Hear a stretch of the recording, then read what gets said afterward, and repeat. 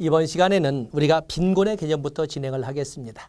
빈곤이란 뭘까? 물론 정세적 개념으로 생계에 관련된 가져야 할 것을 갖지 못한 것, 돈이 없는 것 이렇게 설명이 되겠습니다만 보통 우리가 빈곤을 가지고 말장난할 건 아니고 절대적 빈곤, 상대적 빈곤, 그리고 주관적 빈곤 등으로 나눠볼 수가 있습니다. 거기 절대적 빈곤 개념은 보겠습니다. 절대적 빈곤이란 최저 생활을 유지하는 데 필요한 소득이 결여된 상태에서 정태적 개념으로 쓰고 있죠. 우리는 빈곤이나 박탈 같은 정태적 개념에 비해서 동태적 개념으로 소득만 따지는 것이 아니라 다차원적 배경까지 설명하는 것은 사회적 배제라고 설명을 하는데 여기는 정태적 개념으로 빈곤을 설명을 했습니다. 또 최저 생활을 유지하는 데 필요한 소득이 없는 것을 빈곤이라고 합니다. 절대적 빈곤에 대한 연구는 대표적으로 찰스 부스, 소위 런던시 빈곤조사를 통해서 빈곤선의 개념을 처음 끄집어냈던 찰스 부스와 그리고 요크시 빈곤조사를 통해서 빈곤선의 개념을 좀 더 명확하게 1차 빈곤과 2차 빈곤으로 나누어서 개념을 정립했던 바로 라운트리 두 사람을 봐야 됩니다. 거기 찰스 부스는 1889년에 세계 최초의 사회조사를 통해서 런던시 빈곤조사를 했다. 그래서 런던시 빈곤조사를 결과를 보고를 내면서 빈곤은 개인의 책임이 아니라 사회적 책임이다라는 이런 보고서를 냈던 것이 찰스 부스입니다. 그래서 빈곤 선후 개념은 끄집어냈지만 포버티 라인이라는 단어는 끄집어냈지만 정의는 명확하지 않았다. 그에 비해서 라운트리는 바로 이 요크시 빈곤조사를 이렇게 설명을 했는데 빈곤을 1차 빈곤과 2차 빈곤으로 설명을 했습니다. 1차 빈곤이라고 하는 것은 전 가족 구성원의 소득을 그야말로 의식주라고 하는 기본 생활 유지하는데도 부족한 거. 의라고 하는 것은 피복, 식이라고 하는 것은 음식, 그리고 주라고 하는 것은 연료와 가옥. 이 네 가지. 거기 보면은 네 가지 기초생활품이라고 해서 의라고 하는 그 피복이 먼저 나와야 되는데 의식주에서 피복, 그리고 음식, 그리고 연료와 거처. 이렇게 네 가지 의식주에 관련된 것도 해결하지 못한 것은 1차 빈곤이라고, 2차 빈곤이라고 하는 것은 전 가족 구성원의 소득을 합치면은 의식주는 해결할 수 있으나 다른 데 쓸 돈은 하나도 없는 이런 과정을 2차 빈곤이라고 해서 빈곤선의 개념을 좀 더 명확히 했던 것이 라운트리가 되겠습니다. 그에 비해서 상대적 빈곤에서 어떤 기준점을 가지고 비교해 볼 때 그 기준점보다 낮은 소득이 낮은 상태를 빈곤으로 보는 것을 상대적 빈곤이라고 합니다. 현재 우리는 상대적 빈곤의 개념을 쓰고 있지 않습니까? 그리고 그 기준선으로 쓰는 것이 기준 중위 소득을 기준선으로 해서 그보다 낮은 비율을 기준 중위 소득의 법정 비율 이하를 우리가 빈곤으로 보고 있거든요. 그래서 우리는 상대적 빈곤 개념을 쓰고 있다. 이렇게 보시고. 다음에 주관적 빈곤이 나와 있고. 다음에 신빈곤 중요 표시하셔야 되겠죠. 신빈곤이라고 하는 것은 종래의 빈곤과는 달리 옛날에는 빈곤의 개념에 속하지도 않았던 것이었는데 오늘날의 빈곤의 개념이 있습니다. 옛날에 빈곤을 생각해 보면 아무것도 없었거든요. 배운 것도 없고 일자리도 없고 먹을 것도 없고 집도 없고 아무것도 없는 거예요. 그래도 옛 선현들은 그 아무것도 없는 상황에서 희망 하나 가지고 이 고난을 이겨서 오늘날의 우리 사회를 만들어 왔거든요. 그런데 오늘날 말하는 신빈곤이라고 하는 것은 다 있습니다. 배운 것도 있고 아파트도 있고 차도 있고 직장도 있고 소득도 있고 또 텃밭도 있고 다 있습니다. 없는 것은 꿈만 없는 거예요. 또 집은 있다고 하는데 정말 이게 내 집인가? 내가 죽을 때까지 이 집 대출금 갚을 수 있는가? 하우스푸어. 또 내가 많이 배웠다는데 배우면서 갔던 학자금 대출 내가 갚을 수가 있는가? 내가 부모라면 내 자식을 가르쳐야 되는데 내 자식 가르칠 때를 이 학자금 문제를 내 부모로서 내가 해결해 줄 수 있는가? 에듀푸어. 있는 건 다 있는데 있다고 말하지 못하고 있는 건 다 있는데 희망이 보이질 않아. 탈빈곤이 가능하게 보이질 않아요. 그래도 옛날에 그 시커먼 중에서도 빈곤을 벗어날 수 있다는 희망 하나 가지고 이렇게 버텨왔는데 오늘날은 아예 그 희망 자체도 가질 수 없는 이러한 특히 워킹 푸어라는 단어가 나왔었죠. 근로장려금이라는 것이 이 직장이 있잖아요. 그런데 빈곤 자체가 그냥 쪄들어 버린 거예요. 바로 이런 것을 신빈곤이라고 하다. 그 교재를 보면 신빈곤이란 중산층이 급격히 붕괴하면서 등장한 신조어로 기초수급자와 같은 최하위 계층이 아닌 바로 윗단계의 생활 수준에 속함으로써 사회적 혜택도 받지 못하는 삶의 수준을 신빈곤이라고 한다. 그래서 거기 보시면 대부분 외환위기 이후 가속화된 신자유주의의 노동의 유연화로 인해 불안전 고용 상태에 있는 비정규직 노동자, 영세 자영업자, 여성 가구주, 참 여성 가구주 많죠. 가족개체 이후에 실질적으로 가정을 책임지는 사람들이 여자들인데 여전히 많은 사람들이 여자들은 안 사람. 어찌 보면 우리 주변에 많은 그 비정규직, 저소득 여성 근로자를 보면 거의 여성 가구주들이거든요. 바로 그런 사람들.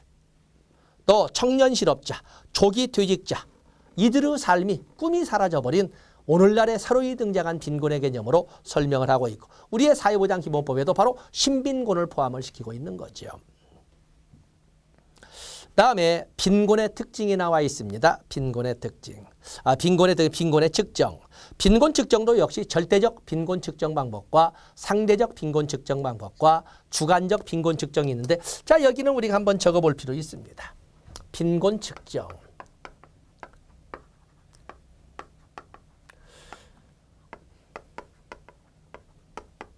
절대적 빈곤 측정 방법으로서는 실태 생계비 방식. 실태 생계비 방식. 이 실태 생계비 방식은 우리가 보통 설명한다면 여기는 그냥 자선조직협회의 우회 방문원의 활동을 통해서 살펴볼 수가 있습니다. 우린 자선조직협회에서 보면은 도움이 필요하다면 그냥 도움을 준 것이 아니라 어떻게 했어요? 우회 방문원이 직접 개별 방문 조사를 통해서 그 사람이 진정 도움이 필요한지 아닌지 생활 능력을 심사하지 않았습니까? 바로 그 실태 생계비 방식입니다. 그에 비해서 전물량 방식.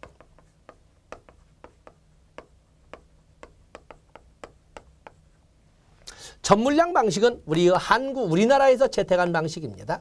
전물량 방식. 여기는 기초생활 필수품 목록. 기초생활 필수품 목록. 기초생활 필수품 목록의 비용의 합. 의자를 두 번 썼군요. 합으로 최저 그 생활비를 해놓고 거기에서 그 이하를 기초생활 필수품 목록의 비용 합으로 최저 생계비를 설정하고 그거에 부족한 소득을 가지고선 빈곤으로 보는 것이 전물량 방식이라고 합니다. 기초생활 필수품 목록을 마켓 바스킷이라고 했기 때문에 일명 마켓 바스킷 방식. 또는 빈곤선의 개념을 명확히 했던 라운트리 방식이라고 이렇게 설명을 합니다. 기초생활 필수품입니다. 의식주에 관련 기초생활 필수품 목록. 그에 비해서 반물량 방식은 이건 유엔에서 채택하고 있는 방식입니다. 유엔에서 채택하고 있습니다. 뭐 에일리의 UNI가 아니라 유엔에서. 자, 이것은 기초생활 필수품이 아니라 기초생활 식료품 목록. 기초생활 식료품 목록의 비용합. 기초생활 식료품 목록의 비용의 합으로 최저 생계비를 산출하고 그보다 소득이 낮으면 빈곤으로 보는 식료품입니다. 그래 굶어 죽지 않는 정도 식료품. 어찌 보면 라운트리 방식으로 본다면 2차 빈곤선으로 본다면 여기 반물량 방식에서는 기초생활 식료품 목록을 따지는 것은 1차 빈곤선까지 이렇게 볼 수 있습니다. 이걸 그래서 이건 엥겔 방식. 또 그런가 하면 오샨스키 방식이라고 너무 낮게 나왔군요. 자, 이렇게 부르는 것이 있습니다. 어쨌든 우리나라는 여기 전물량 방식을 채택하고 있는데 국민기초생활보장법상의 조항을 통해서 다시 한번 법제론에서 우리가 확인해 볼 수가 있을 겁니다. 그래서 이 세 가지는 꼭 보셔야 되고 그다음에 상대적 빈곤 방식. 상대적 빈곤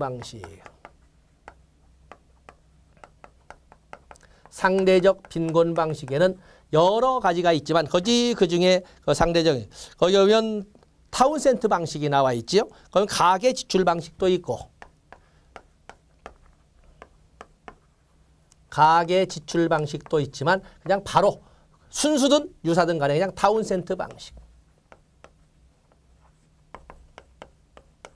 그래서 그냥 순수 상대 빈곤 방식이 있고 유사 상대 빈곤 방식이 있는데 우리나라는 유사 상대 빈곤 방식인 타운센트 방식을 쓰고 있습니다. 거기 볼까요? 상대적 박탈 개념을 도입하여 소득 부족의 개념보다는 통상적인 생활을 누리지 못하는 것을 가난하다고 본다. 다른 사람들은 영화도 보고 다른 사람들은 뭐 또 하고 온다는데 나는 못해. 나는 가난해. 이렇게 보는 거거든요. 그래서 상대적 박탈 개념. 여기 다음 이건 유사 상대 빈곤 방식이죠. 상대 빈곤 방식으로 상대적 박탈 개념을 도입한 상대적이네요. 상대적. 그래서 다 우리나라는 상대적 이 방식을 쓰고 있죠. 그래서 전체 사회의 평균 소득이나 우리나라는 평균 소득이 않고 기준 중위 소득이라고 그러죠. 전체 사회의 기준 중위 소득의 일정 수준. 우리는 법정 비율이라고 그러죠. 먹고 사는데 가난하냐 아니냐. 이것은 기준 소득 인정액이 기준 중위 소득의 30% 이하냐 아니냐. 병원 가는데 가난하냐 아니냐. 소득 인정액이 기준 중위 소득의 40% 이하냐 아니냐. 이렇게 따지는 거거든요. 그렇게 해서 상대적 박탈 개념으로 개념을 도입해서 한 것이 상대적 빈곤 방식. 또 그런가 하면은 주관적 빈곤 방식. 주관적 빈곤 방식이 있죠. 주관적 빈곤 방식에는 뭐 두 개, 여론 합의 방식도 있지만 대표적인 것은 여기에서는 주관적에서는 라이덴 방식. 라이덴 방식이 있습니다. 라이덴 방식이라고 하는 것은 라이덴 방식. 이거 D자가 빠져 있군요. 라이덴 방식.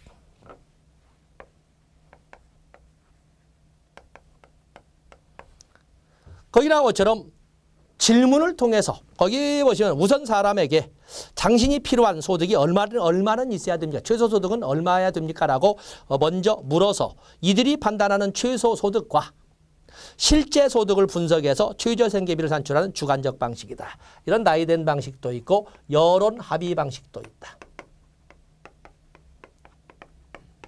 자, 이런 식으로 설명할 수가 있습니다. 그중에 우리는 특히 전물량 방식 꼭 구별해서 법조문으로 다시 보겠습니다. 전물량 방식 기억하시고 그리고 상대적 빈곤 방식 역시 우리 채택하고 있지요. 그래서 타운센트 방식 유사 상대 빈곤 방식으로 상대적 박탈 개념을 도입해서 사용하는 타운센트 방식도 보셔야 됩니다. 다음에 또 하나 출제될 수 있는 것이 바로 불평등도 측정입니다. 불평등도 측정.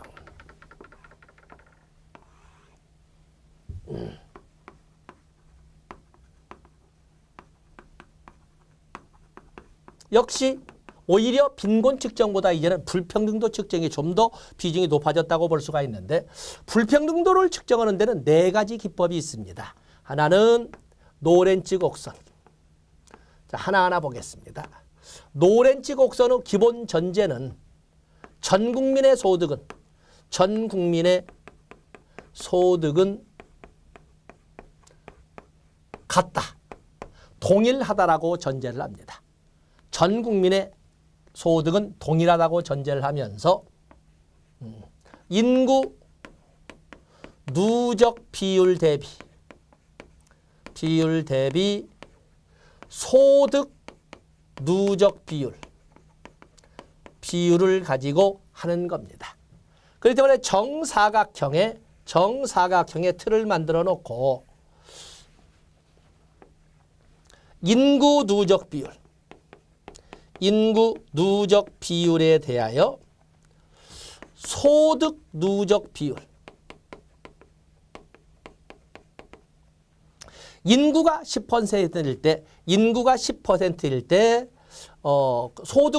소득 누적 비율도 10%고 인구가 50%일 때 소득 누적 비율도 50%고 인구 90%의 누적 비율에 대한 소득 누적 비율 90이라면 이것은 이렇게 될 거예요. 이렇게 될 거예요. 자, 이런 것처럼 완전히 탄젠트 45도 1이죠. 그런 것처럼 전체 인구 대비 누적 비율과 전체 소득 누적 비율, 이거 동일하니까 동일하니까 이럴 때 이렇게 직선으로 나오는 바로 이것을 우리는 평등선이라고 합니다. 완전 평등선이죠. 평등선. 그러지 않는다면 그 그래프가 이렇게 아래로 처져 나갈 거예요. 인구 누적 비율 50%가 차지하는 것은 한 10%도 안 되고 인구 누적 비율 90% 차지하는 것은 전체의 한 60%밖에 안 되고 이렇다는 것은 결국에 이것을 불평등 면적이라고 합니다. 불평등 면적. 결론은 불평등 면적이 크면 클수록 불평등 면적이 크면 클수록 지금 뭘 측정하는 거지요? 클수록 불평등하다. 불평등하다라고 결론을 내리는 것이 노렌츠 곡선이 되겠습니다. 그에 비해서 두 번째 지니 개수. 지니 개수라고 하는 것은 노렌츠 곡선의 수치화를 말합니다. 그렇기 때문에 지니 개수는 이 정사각형의 여기 평등선을 가는 정사각형의 절반인 삼각형분에 처져 있는 불평등 면적의 범위를 가지고 합니다. 그렇기 때문에 이 지니 개수의 범위는 0에서 1로 되어 있습니다. 0에서 1. 완전 평등이면은 이 삼각형분의 불평등 면적이 안 나올 거예요. 제로지요. 그에 비해서 아래로 불평등 면적이 아래로 처지면 처질수록 1에 가까우면 가까워도. 자, 여기도 결론이 뭐예요? 크면 클수록.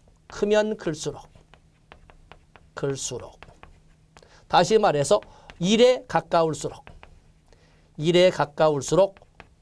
결론은 뭐예요? 불평등하다라고 이렇게 우리가 정의를 내릴 수가 있는 것입니다. 그에 비해서 5분위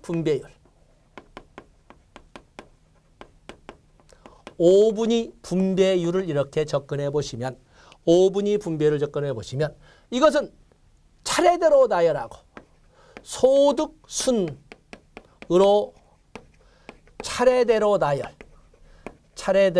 나열하고 5등분하고 그리고 상위 20%의 소득 누적을 하위 20%의 소득 누적으로 나눈 값으로 불평등도를 알아보는 겁니다. 그러다 보니까 이것은 5분위 분배율은 어떻게 되는 거예요? 말 그대로 상위 20% 소득 누적을 하위 20% 소득 누적으로 나누는데 범위는 어떻게 되겠어요? 범위는 만약에 상위 20%의 소득의 합이 하위 20% 소득의 합보다 작을 수는 없죠. 상위니까. 아무리 작아도 똑같을 거예요.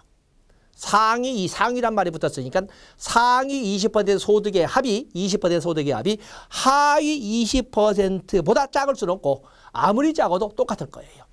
범위는 1에서 상위 20%가 다 가지고 있고 하위 20%는 하나도 없다면 열어라면 무한대가 될 거예요. 무한대가.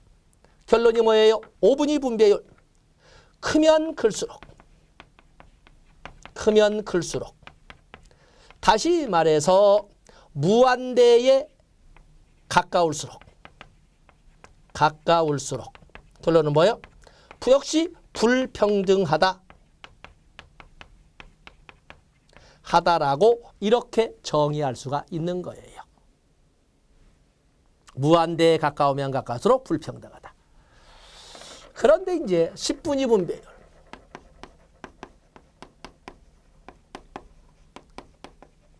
10분위 분배율도 똑같이 소득순 나열하고 소득순으로 나열하고 다음에 10등분 한 후 10등분 한 후 이제는 하위 40% 누적을 상위 20% 누적으로 나눈 값으로 불평등도를 측정을 합니다. 하위 40%의 합계를 상위 20%로. 그렇기 때문에 여기 10분의 분배율이라는 것은 하위 40% 누적을 상위 20% 누적으로 나눈 값인데 범위는 어떻게 나오겠어요? 완전 평등이라면 완전 평등은 전 국민의 소득이 다 똑같다면 하위 20%의 소득 누적은 상위 20%의 소득 누적의 2배가 될 거예요. 그런데 거꾸로 하위 40%의 누적을 합쳐도 아무것도 가지고 없네. 상위 20%다 가지고 있네. 그러면 0이 될 거예요. 0에서 2의 범위에 있을 거예요. 자, 여기는 뭐라고 설명할 수 있어? 클수록 2에 가까울수록 어떻다? 여기는 평등하다라고 이렇게 설명할 수가 있어요. 노렌치 곡선 진위계수 5분위 분배율은 크면 클수록 뭘 알아본다? 불평등하다. 그러나 10분위 분배율은 크면 클수록 평등하다. 결론이 그렇게 떨어지는 거예요. 그에 대한 설명을 지금 교재에 싣고 있습니다. 자, 교재 보세요. 그래서 간단하게 쓰면서 쭉 설명했습니다만 그 그림과 진위계수 그리고 목차를 바꾸어서 10분위 분배율을 4번으로 하고 5분위 분배율을 3번으로 해서 볼 때 노렌치 곡선 진위계수 5분위 분배율은 크면 클수록 불평등하다. 그러나 10분위 분배율은 크면 클수록 즉 2에 가까우면 가까울수록 평등하다라는 것을 의미한다는 것을 알아주시면 되겠습니다.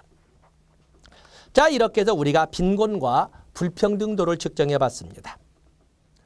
이제는 바로 이 공공부조의 근거법이라고 하는 현대적 근거법이랑 물론 조선구호령 생활보호법 국민기초생활보장제도로 되어 있습니다만 자세한 것은 나중에 법제로서 할 겁니다. 여기는 정책 논의가 큰 틀만 보는데 자, 국민기초생활보장제도의 개념은 국민기초생활보장제도의 개념은 여러분들이 거기 1번에 1번 공공부조는 최저한의 생활을 유지할 수 있도록 빈곤 문제에 처한 국민을 돕는 사회복지제도이다.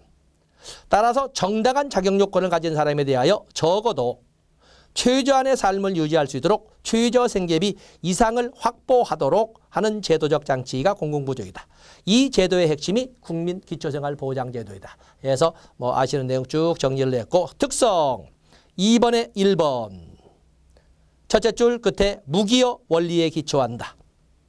2번에 두째 줄 기본적 권리로 인정한다. 3번은 알 수 있고 4번에 보면은 경제적 급여를 기반으로 하여 다양한 형태의 급여가 제공된다. 자, 여러분 알다시피 국민기초생활보장급여에는 7개의 종류가 있지 않습니까? 경제적 목적의 급여로서 생계급여가 있고 그러면서 생계급여 외에도 주거급여, 교육급여, 의료급여, 해상급여, 장제급여, 자활급여와 같은 비경제적 급여도 같이 제공되고 있습니다. 당연히 국민기초생활보장법은 공공부조이기 때문에 제일 밑에 조세를 재원으로 운영한다라는 것을 설명을 했습니다. 페이지 넘어가 보세요. 국민기초생활보장법이 만들어지고 시행된 것은 1999년, 2000년이지 않습니까? 그 전에 있던 제도가 1961년에 제정돼서 약 2000년까지 40년간 진행되어 온 생활보호제도인데 어떤 차이가 있을까? 그중에 가장 중요한 것은 역시 대상자 선정 기준이죠. 생활보호제도에서는 대상자 선정 기준에서 인구학적 조건을 고려했어요. 나이 따졌거든요. 나이 64세 이하여야 됐어요. 근데 이제는 우리는 나이 따지지 않아요. 국민기초생활보장법상의 수급자에는 그래서 많은 노인들이 들어있는 거예요. 노인들이 들어있죠. 그래서 이 대상자 선정 기준, 집이 있냐 없냐, 노동 능력이 있냐 없냐, 아니면 인구학적 조건, 나이가 따지지 않습니다.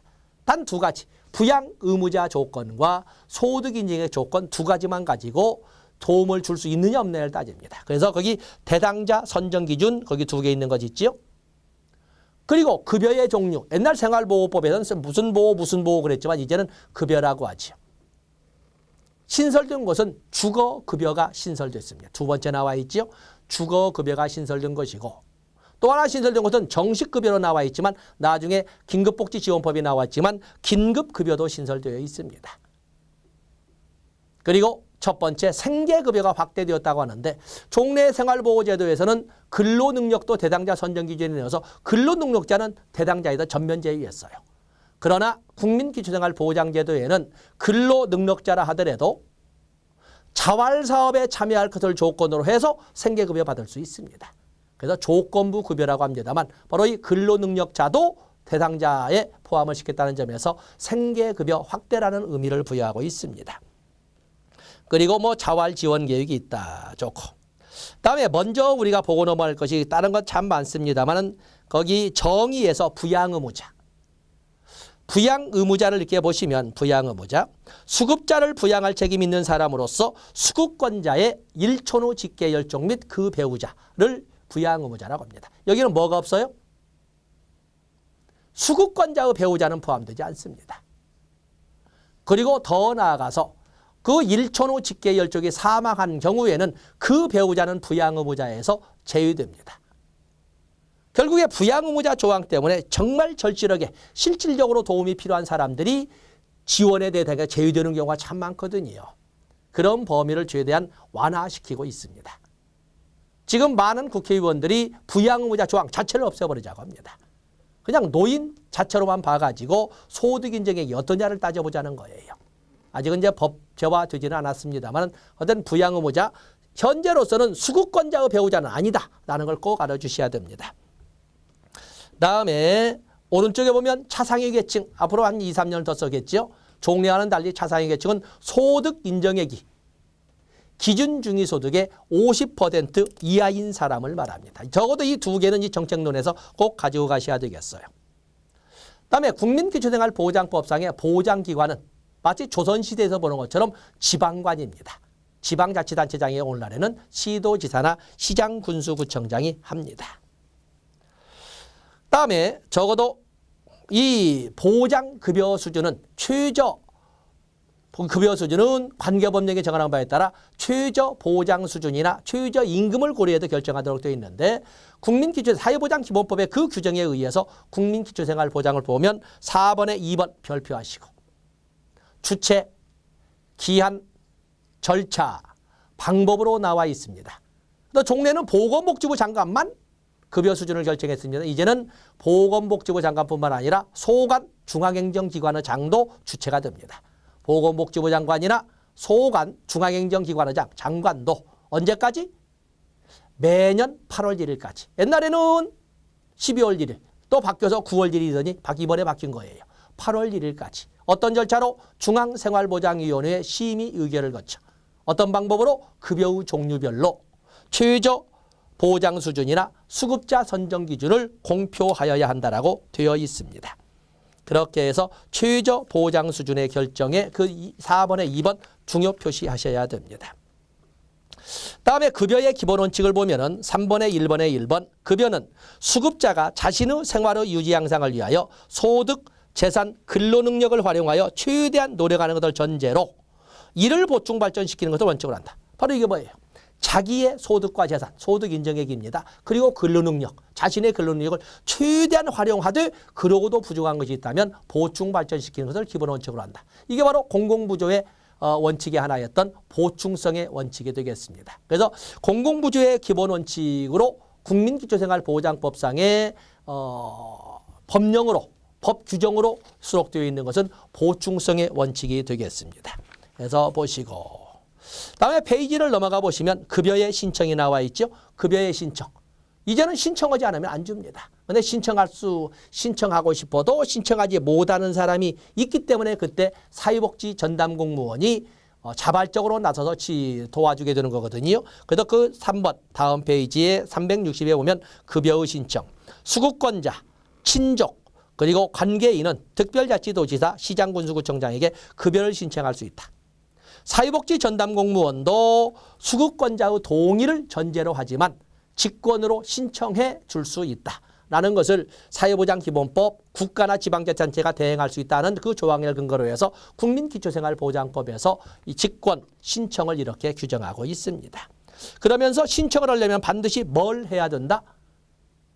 자산조사에 동의한다는 서면을 제출해야 된다. 바로 그것을 3번의 학번에 묶어서 금융정보, 신용정보, 보험정보의 정보 제공에 동의한다는 서면을 제출해야 된다. 다시 말해서 자산조사에 동의한다는 서면을 제출해야 된다는 것을 명시를 했습니다.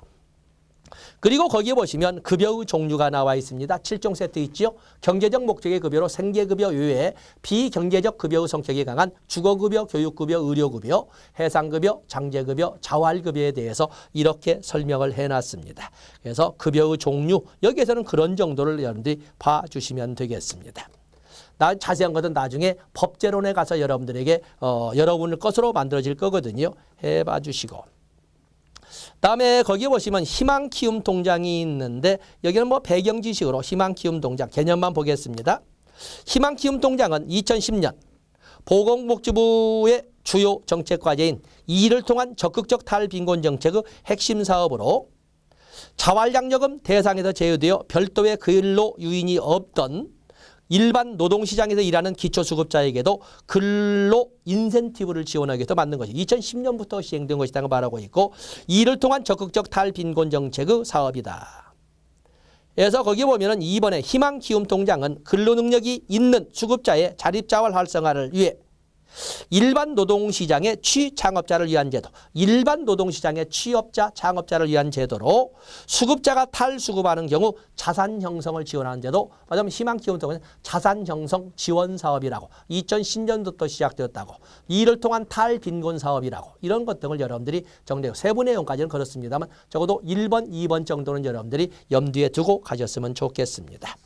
자, 이렇게 해서 우리는 사회복지 정책론의 큰 틀을 봤습니다. 다음에 정책론을 마감짓고 정책론의 현실화해서 행정론으로 넘어가도록 하겠습니다. 고맙습니다.